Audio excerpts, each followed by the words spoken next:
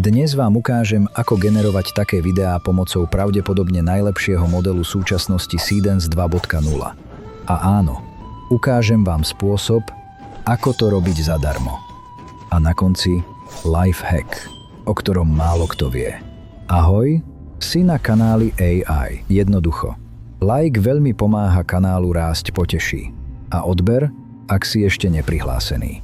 Poďme na to. Mnoho z vás už počulo. Seedance 2.0 odštartoval hlučne a virálne, no zároveň priniesol aj vážne problémy v podobe súdnych žalôb. Na začiatku moderácia prakticky neexistovala. Dalo sa generovať čokoľvek od súbojov celebrít až po úplný apokalypsu, bez akejkoľvek cenzúry na fotoreferenciu. Ale to bolo pred žalobami. Vo výsledku bola do releasovanej verzie, ktorá je teraz dostupná širokej verejnosti, zavedená veľmi prísna moderácia promptov. Väčšina požiadaviek jednoducho neprejde a video sa nevygeneruje. Momentálne nie je možné nahrať ako referenciu dokonca ani vlastnú fotografiu. Dnes vám ukážem nielen to, ako generovať videá zadarmo v kvalite 720 a dĺžke až 15 sekúnd, ale aj to, ako obísť túto prísnu moderáciu a predsa len podhodiť fotku ako referenciu. Takže dopozeraj až do konca, druhý lifehack bude na záver. Začneme po poriadku. Prvý krok štandardný. Zaregistrujeme účet a získame bonusové kredity. Pracovať budeme cez službu CapCut, odkaz, ako vždy, v popise, pre prípad, že ho nenájdeš v Google. CapCut patrí rovnakým vývojárom ako Seedance, preto je práve tu model dostupný v plnom rozsahu a zadarmo. Prejdeme na odkaz Try online for free. Vidíme štandardný výber pre prihlásenie, Google, TikTok, Facebook, mobilná aplikácia a zvlášť cez e-mail. Nám treba práve posledná možnosť. A áno, pravdepodobne si už uhádol.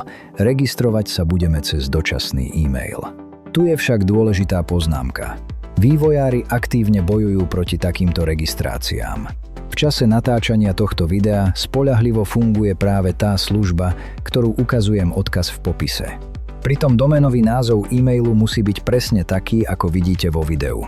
Ak by to prestalo fungovať, jednoducho vyskúšaj inú podobnú službu, je ich dosť.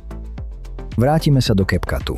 Zadáme adresu dočasného e-mailu, klikneme na Continue, nastavíme heslo, klikneme na Sign up.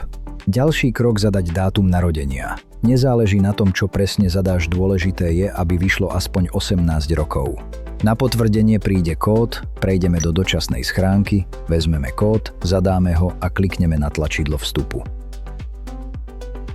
Hotovo, sme vo vnútri. Na hlavnej stránke hneď vidíme oznámenie Model Seedance 2.0 je k dispozícii. Prejdeme do sekcie AI Video Maker a vidíme, že nám už bolo pripísaných 450 kreditov na testovanie. Skúsime niečo vygenerovať. Klikneme na video, vyberieme model Seedance, je dostupný zadarmo. Nastavíme formát 9:16, dĺžku 15 sekúnd, vložíme prompt a klikneme na generovať. Chvíľu počkáme a tu je výsledok. Mimochodom, v ďalšom videu pripravujem porovnávací prehľad troch modelov Kling 3, Veo 3.1 a Seedance 2.0 na rovnakom prompte. Odber, aby si to nezameškal. A teraz sľúbený lifehack. V aktuálnej verzii Seedance nie je možné nahrávať fotografiu osoby ako referenciu. Vôbec žiadnu ani celebritu, ani vlastnú. Teraz ukážem názorne. Vezmem fotografiu bežného človeka, pridám ju ako referenciu, v prompte požiadam o použitie vzhľadu z fotky. Dĺžka 10 sekúnd.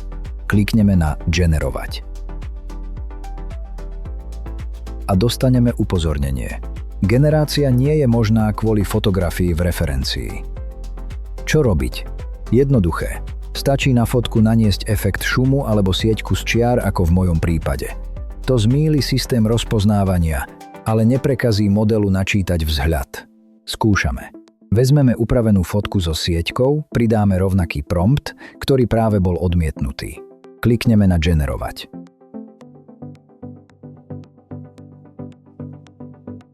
A tu je výsledok.